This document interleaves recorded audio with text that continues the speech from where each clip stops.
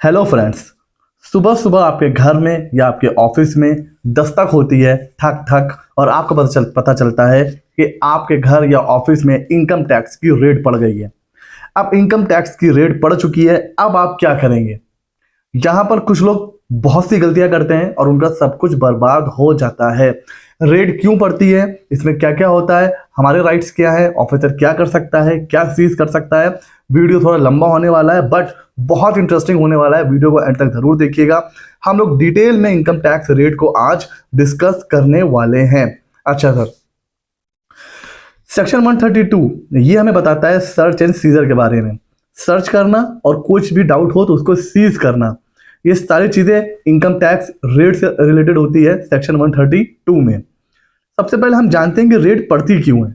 ऐसा नहीं है कि ऑफिसर को बस कहीं से कॉल आया या कहीं से उसको सपना आया और वो रेड मारने चला आता है। उसके पीछे प्रॉपर रीजन टू बिलीव होता है, प्रॉपर ऑथोराइज्ड उसके पीछे डॉक्यूमेंटेशन होता है। फिर वो अपने से बड़े ऑफिसर की अप्रूवल लेता है, परमिशन लेता है, फिर रेड करने आता है। ऐसे रेड करने नहीं आता है। जब उसको पक्का यकीन हो कि आपके पास अनअकाउंटेड कैश पड़ा हुआ है, कोई बोगस एंट्री कर रखी है, बहुत हाई ट्रांजैक्शन हो रहे हैं आपके अकाउंट में, आप जो है जमीन में जमीन परचेज कर रहे हो, घर पे घर बना रहे हो, आईटीआर जो है आपका बहुत ही लो फाइल हो रहा है, जीएसटी का डेटा कुछ और कह रहा है, इनकम टैक्स का डेटा कुछ और ही कह रहा है, सेल हो रही है, करोड़ों में प्रॉफिट दिखा नहीं रहे हो, सालों से यही चल रहा है, या फिर इंटेलिजेंस इनपुट मिलता है, कोई खुफिया जानकारी मिल जाती है, उन सब केसेस में आपके ऊपर रेड पड़ सकती है। तो जब भी रेड पड़ेगी तो कोई ना कोई उसके पीछे रीजन होगा। अब अगर रेड कहाँ कहाँ पड़ सकती है उसके हिसाब से आप ये देखिए कि रेड और सर्वे में क्या डिफरेंस होता है। कुछ लोगों को लगता है कि सर्वे और रेड सेम होते हैं, बट ऐसा नहीं है। देखिए, रेड एक ऐसी चीज है जो कहीं भी हो सकती है।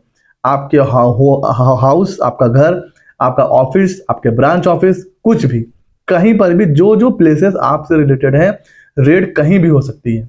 बट सर्वे कहाँ होगा सर? सर्वे कभी भी आपके घर पर नहीं होगा, सिर्फ और सिर्फ बिजनेस प्लेस पर हो सकता है। तो अब कॉमन मैन को लगता है कि दोनों सेम है, रेड और सर्वे, बट ऐसा नहीं है। उसी तरह रेड में जो भी ऑफिसर आएगा वो आपकी प्रॉपर्टी डॉक्यूमेंट सीज कर सकता है, बट सर्वे में सीजर नहीं होता है। बस वो सर्वे करके चला जाएगा, उसके बाद अगर उसको सीज करना है तो वो फिर से रेड मारेगा, बट सीज नहीं कर सकता। तो बहुत बड़ा डिफरेंस होता है रेड और सर्वे में, जो हमें जानना बहुत इंपॉर्टेंट है। अब रेड की शुरुआत कहाँ से होती है वो देखिए। सबसे पहले सुबह सुबह एकदम आएंगे 6-7 बजे, ठीक है, ब्रश कर लेते हैं, नाश्ता नहीं करते हैं, नाश्ता वो जहां रेड मारने जा रहे हैं वहीं करते हैं। 6-7 बजे आएंगे, ठक ठक ठक।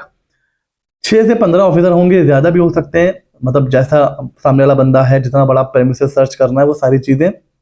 साथ में हो सकता है जो लोकल विटनेस होगा, जो पंच जिसको बोलते हैं, वो भी हो सकता है। और अगर सामने वाला पर्सन बहुत ज्यादा मतलब एक बड़े लेवल पर है तो पुलिस का सपोर्ट भी लेके जा सकते हैं। अगर कुछ डैमेज की उनको लगता है कि नहीं हो सकता है तो पुलिस सपोर्ट भी लेके वो जा सकते हैं। आपने क्या करना है, सबसे पहले उनका ऑथराइजेशन मांगना है, फॉर्म 45, जिसमें उनका प्रॉपर ऑफिसर ने ऑथराइज करा होगा कि जाइए रेड मारिए। प्रॉपर आपका नाम होगा, पता होगा, रीजन होगा, सब कुछ होगा। अगर उसके पास वारंट नहीं है तो रेड हो या सर्वे हो वो इलीगल है। तो जब भी रेड हो ना, तो एक बेसिक कॉन्सेप्ट समझिए, घबराना नहीं है। घबराना नहीं है, एकदम काम, एकदम शांत तरीके से उनकी बातें सुननी है, उनका क्वेश्चन सुनना है। जो जो आपके क्वेश्चंस हैं वो आपको पूछने हैं, उनका ऑथराइजेशन वारंट चेक करना है। फिर आप कहिए ठीक है, अब आप रेड शुरू कर सकते हैं। अगर आप उनके दबाव में नहीं आएंगे ना तो वो आधा तो वहीं हार जाते हैं, ठीक है। बट होता क्या है, देखिए, एक होता है कॉन्फिडेंस। अगर आपने कुछ गलत किया हुआ है तो फिर आपके हाथ पैर फूल जाएंगे, बट अगर आप सही हो ना तो चाहे कितनी रेड पड़ जाए आप कभी भी डरने वाले नहीं हो। बस वही कॉन्फिडेंस यहाँ पर चाहिए होता है। अब रेड वो आपके घर में घुस गया, आपके ऑफिस में घुस गया, क्या क्या सर्च कर सकता है सर? सब कुछ चेक कर सकता है। सबसे पहले क्या होता है, वो अंदर एंटर करेंगे तो वो जितने भी आपके घर में लोग हैं, जितने भी आपके ऑफिस में लोग हैं, सबकी पर्सनली जो है वहां पर जांच होती है, ठीक है, चेकिंग होती है। और हाँ, वो आपकी चेकिंग कर सकते हैं, आप भी उनकी चेकिंग कर सकते हैं, ये देखने के लिए कहीं ऐसा तो नहीं कि वो लोग कुछ रख के लाए हों। पता चला अपने बैग में ज्वेलरी रख के लाए हैं, कैश रख के लाए हैं आपको फंसाने के लिए, तो वो भी आपकी चेकिंग कर सकते हैं। और रेड शुरू होने से पहले आप भी उनकी चेकिंग कर सकते हैं। अब उन्हीं का पर्सन चेक करेगा, आप खड़े होकर देखोगे कि भाई इनके पास तो कुछ नहीं है, तो ये भी बहुत इंपॉर्टेंट स्टेप है। उसके बाद वो फिजिकली चाहे कोई भी अलमीरा हो, लॉकर हो, बिस्तर हो, किचन हो, सब कुछ चेक करेगा, आपका cash, jewellery, document, bag, cupboard, file, छत, जमीन, दीवारें, सब कुछ वो तोड़ फोड़ के चेक कर सकता है। आपने मूवी देखी होगी अजय देवगन की रेड, जो कुछ होता है वो सब उसमें होता है। डिजिटल सर्च का क्या होता है सर? आज के टाइम में डिजिटल एविडेंस सबसे स्ट्रांग होता है, तो वो आपका मोबाइल पे चेक कर सकता है, laptop, pen drive, email, WhatsApp, Google drive, आपका सॉफ्टवेयर, आपको अगर स्पेसिफिक सॉफ्टवेयर यूज कर रहे हैं तो वो भी चेक कर सकता है। आपसे पासवर्ड मांग सकता है और आपको क्या करना है, पासवर्ड देने से मना नहीं करना है, आपको पासवर्ड दे देना है। जब भी रेड हो तो हमेशा याद रखिए आपको पूरी तरीके से कॉर्पोरेट करना है। जब आप कॉर्पोरेट करोगे अच्छे से तो आपकी रेड ऑटोमेटिकली ईजी हो जाएगी और सामने वाला ऑफिसर भी सोचेगा कि हाँ ये कॉर्पोरेट कर रहा है, तो वो भी थोड़ा सा एक लीनियंट व्यू लेके चलेगा। अच्छा सर, मान लीजिए रेड पड़ गई और आपके पास से मिला कैश। अब दो तरह का कैश होगा, एक वो जो एक्सप्लेन्ड है, जिसकी कैश बुक में एंट्री है, आईटीआर फाइल है, सब कुछ है, तो वो सीज वीज नहीं होता है, आपके पास पूरा उसका ट्रेल है, बैंक स्टेटमेंट से उसको आप प्रूफ कर पा रहे हो, सारी चीजें, ठीक है। दूसरा होता है अनएक्सप्लेन्ड कैश। यहाँ दिक्कत आती है जहां पर 100% आपका कैश जो है वो सीज हो जाएगा। अगर आपसे वो सोर्स पूछ रहा है कि भाई बिजनेस का है, लोन है, सेल है, कमीशन है, क्या है, आप बता ले जाते हो, अच्छी बात है। नहीं बताए या गलत सोर्स बताया तो सर वो 100% सीज करके ले जाएगा आपका कैश, ठीक है सर। सबसे अगला इंपॉर्टेंट होता है सर ज्वेलरी का क्या रूल है। तो जो सीबीडीटी गाइडलाइंस है देख लीजिए उसको। मैरिड वुमेन आप 500 ग्राम तक सोना रख सकते हो, अनमैरिड वुमेन 250 ग्राम तक, और जो मेल मेंबर होते हैं 100 ग्राम, ठीक है। ये बात हो रही है घर पर, लॉकर में तो आप रख सकते हो, इससे ज्यादा भी अलग हो सकता है। अगर आपके पास प्रूफ है, मैरिज गिफ्ट मिला हो, मान लीजिए अभी भी शादी हुई है और आपको गिफ्ट मिला है, फैमिली की वेल्थ है ना, जो पुराने वेल्थ टैक्स के रिटर्न जाते थे वो आपके पास होने चाहिए, तो ज्यादा भी अलग हो सकता है, बट ये एक सेफर लिमिट है। अगर इससे नीचे आपका ज्वेलरी है तो जनरली वो लोग आपसे पूछेंगे भी नहीं, बस चेक करेंगे और आपको वापस कर देंगे। बट लिमिट से ज्यादा है और आप रीजन भी नहीं बता पा रहे हो, फिर वो आपकी ज्वेलरी सीज करेंगे, और ज्वेलरी सीज करना लास्ट ऑप्शन होता है, ये मान के चलिए। तो ज्वेलरी के नियम तो ये होते हैं। फिर आते हैं डॉक्यूमेंट्स। डॉक्यूमेंट्स भी बड़े इंपॉर्टेंट होते हैं। ऐसा नहीं कि सिर्फ कैश और ज्वेलरी ही वो लेके चले जाएंगे, वो आपका डॉक्यूमेंट्स भी लेके जा सकते हैं, बिकॉज जो भी आपने हेर फेर कर रखा है किसी ने, वो किससे प्रूफ करेंगे? डॉक्यूमेंट से। तो जो लूज पेपर होते हैं वो सबसे ज्यादा खतरनाक होते हैं, सबसे पहली नजर उनके ऊपर जाती है। जो आपके बुक्स ऑफ अकाउंट हैं, जो आपके अनरिकॉर्डेड एग्रीमेंट्स है, diaries, note, back dated entry, ये सारी चीजें वो चेक करते हैं डॉक्यूमेंट के केस में, तो डॉक्यूमेंट भी वो चेक कर सकते हैं।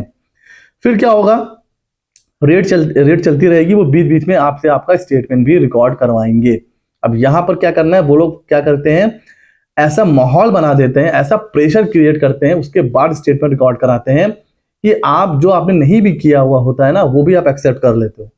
वो आपसे बिजनेस का नेचर पूछेंगे, इनकम का सोर्स, कैश कहाँ से आया, ज्वेलरी कहाँ से आई, ये डमी फर्म आपने बना रखी है, आप चोरी करके बैठे हुए हो, आपने इतना पैसा कहाँ से ले आए हैं, आपके पास बेनामी संपत्ति है, आपके साथ ये हो सकता है, वो हो सकता है, आपको जेल हो जाएगी, आपके घर वालों को जेल हो जाएगी, अगर आज आपने एक्सेप्ट कर लिया तो हो सकता है पेनाल्टी कुछ काम हो जाए। इतना तरीके से माइंड गेम खेलते हैं ना कि बंदा प्रेशर में आके एक्सेप्ट कर लेता है, और यही सबसे बड़ी गलती होती है। स्टेटमेंट आपको बहुत ही शांत तरीके से पढ़ना है, फिर साइन करना है, और जल्दबाजी में उनको कुछ भी नहीं बताना है। तो ये नहीं कि आपने अंदाजा कर दिया कि सर 2 करोड़ जो है ना वो अनअकाउंटेड है, ये वो ब्लैक मनी है सर, ठीक है, या ये जो इनकम है ना ये मेरी फैमिली मेंबर की, मेरी नहीं है। ये सब नहीं करना है। जो भी स्टेटमेंट ऑफिसर आपको दे रहा है उसको अच्छे से पढ़िए, फिर साइन करिए। एक बार आपने जो स्टेटमेंट दे दिया ना, फिर वो वापस लेना बड़ा मुश्किल होता है। हालांकि सुप्रीम कोर्ट कहती है कि फोर्सफुली स्टेटमेंट वो जो है लीगल वैलिड नहीं होते हैं, बट एक बार आपने एक स्टेटमेंट दे दिया तो जब आप उसको वापस लेंगे तो आपके पास बड़ा स्ट्रांग उसके लिए एविडेंस होना चाहिए। तो फोर्स कन्फेशन तो वैसे तो इनवैलिड होता है, लेकिन अगर आपने स्टेटमेंट दे दिया तो वो एविडेंस तो होता है, भले गलत या सही। फिर अगर आप उससे रिट्रैक्शन करते हो ना, तो सिर्फ आपके पास जब तक प्रूफ नहीं है तब तक ये माना जाएगा कि आपका स्टेटमेंट सही है बिल्कुल। अच्छा, अब एक क्वेश्चन ये आता है कि रेट पड़ी, आपके पास से डॉक्यूमेंट मिला, कैश मिली, ज्वेलरी मिली, अब आप कहोगे सर कि मेरा नहीं है, मुझे नहीं पता कहां से आया, होता है ना, अरे सर मुझे तो पता ही नहीं ये कहाँ से आया, ये आप नहीं कह सकते हो। क्योंकि जब रेड होती है ना तो कुछ एजम्पशंस होती हैं, वो एजम्पशंस ये होती है, anything found during the raid is presumed to belong to the person from whom premises it is found. जिसके प्रेमिसेस से वो कुछ भी मिल रहा है, चाहे ज्वेलरी हो, कैश हो, कुछ भी मिल रहा है, वो ऐसा माना जाएगा कि वो उस पर्सन का ही है।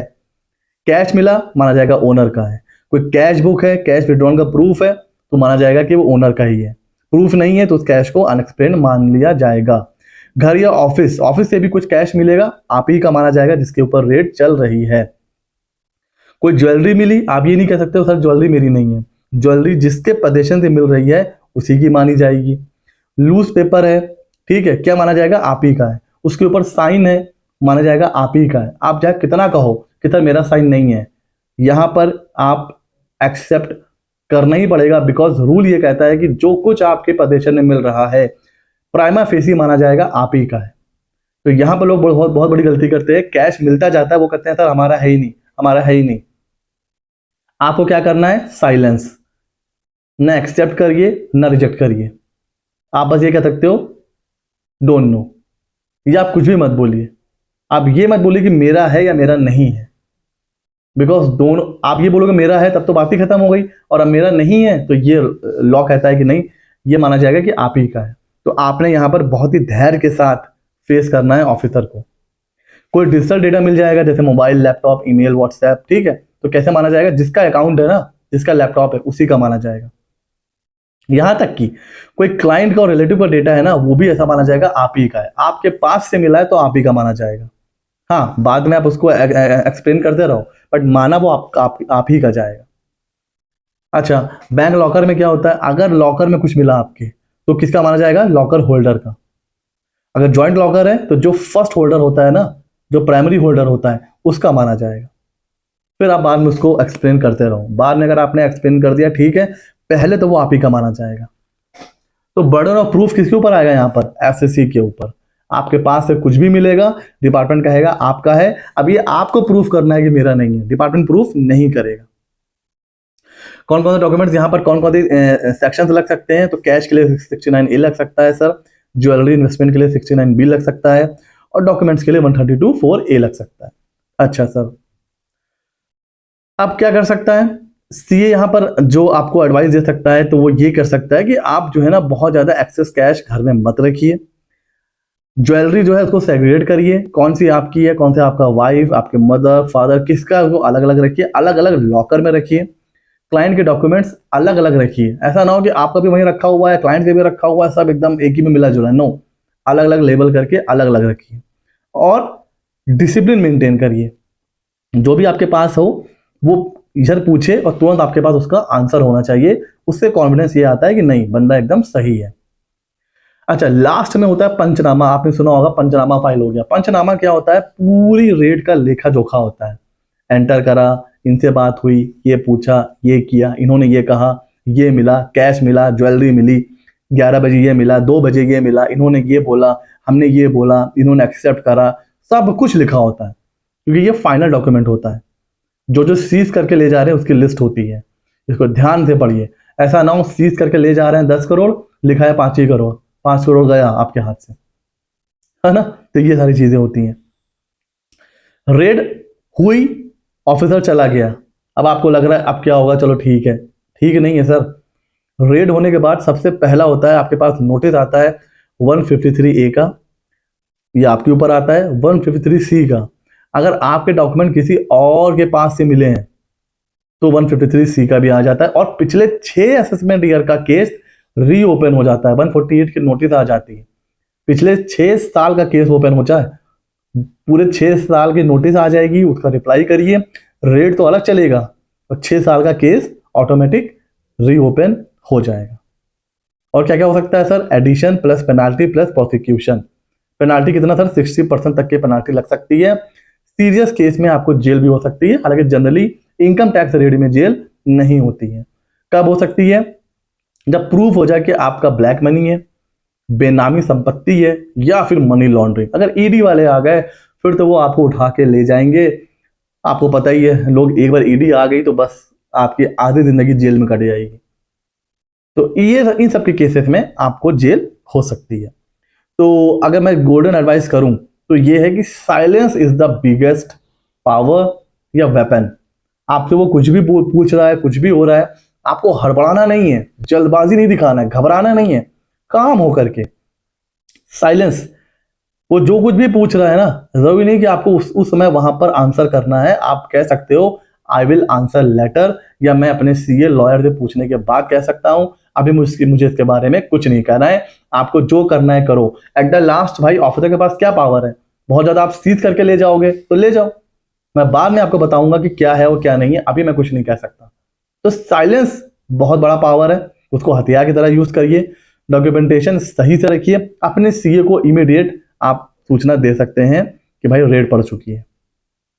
अच्छा सर, तो अभी प्रिपरेशन कैसे करनी है भाई? प्रॉपर बुक्स ऑफ अकाउंट बनाइए, कैश डिसिप्लिन मेंटेन करिए, जितनी भी एसेट है सबका प्रॉपर एक्सप्लेनेशन होना चाहिए। जो जो कंप्लायंस होते हैं, जीएसटी, इनकम टैक्स, एक्साइज, जो भी होते हैं उसको आप प्रॉपर तरीके से करते रहिए। इससे ये होगा कि जो रेड होगी ना वो मैनेजेबल हो जाएगी। रेड होने का मतलब ये नहीं कि आप गए, डरना नहीं है, घबराना नहीं है, प्रॉपर एक्सप्लेनेशन आप करेंगे। ऐसे भी बहुत से केसेस हैं जहां पर 5-5 करोड़ 6-6 करोड़ कैश सीज हुआ, बाद में बिजनेसमैन ने प्रॉपर एक्सप्लेनेशन दिया और पूरा का पूरा कैश वापस किया गया। तो ये भी हुआ है। तो ऐसा नहीं कि वो ले गए तो ले गए, ठीक है। बट हाँ, अगर आपके पास कोई एक्सप्लेनेशन नहीं है, आपने सच में घपला घोटाला कर रखा है, फिर तो भाई आप गए, फिर तो आपकी जिंदगी बर्बाद। जो कुछ करना था कर चुके, एक बार रेड पड़ गई, फिर एक बार ब्लैक मनी वाले आएंगे, फिर ईडी वाले आएंगे, सीबीआई वाले भी आ सकते हैं। जैसे जैसे मैटर बड़ा होता जाएगा आपकी वाट लगनी शुरू हो जाएगी। तो ये था पूरा इनकम टैक्स रेट से रिलेटेड। अगर कभी आप ऐसी सिचुएशन में फंस जाएं तो आपकी क्या क्या राइट्स हैं, आपको क्या करना है, सब कुछ हमने डिस्कस करा। कैसा लगा वीडियो हमें जरूर बताइएगा। ऐसे ही मजेदार वीडियोस के लिए हमारे चैनल को सब्सक्राइब कर लीजिए। मिलते हैं अगले नॉलेजेबल वीडियो में।